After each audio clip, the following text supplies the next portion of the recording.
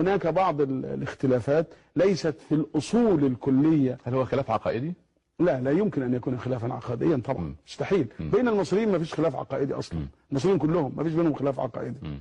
المصريين إما مسلمين أو مسيحيين. صحيح. وما فيش خلاف بين العقيدة الإسلامية والعقيدة المسيحية، كل يعتقد بما يشاء، ما فيش خلاف عقائدي. الخلاف يعني خلاف ديناميكي، خلاف آليات ووسائل، يعني زي ما بيقولوا الجماعة بتوع الغرب كاينيتكس، يعني مش ميكانيزمات، يعني مش خلاف عقائدي.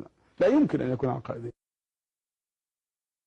المسيح هو الله وهو الإنسان، هو إله كامل وفي نفس الوقت هو إنسان كامل. المسيح هو الله وهو الإنسان، هو إله كامل وفي نفس الوقت هو إنسان كامل. لقد كفر الذين قالوا إن الله هو المسيح ابن مريم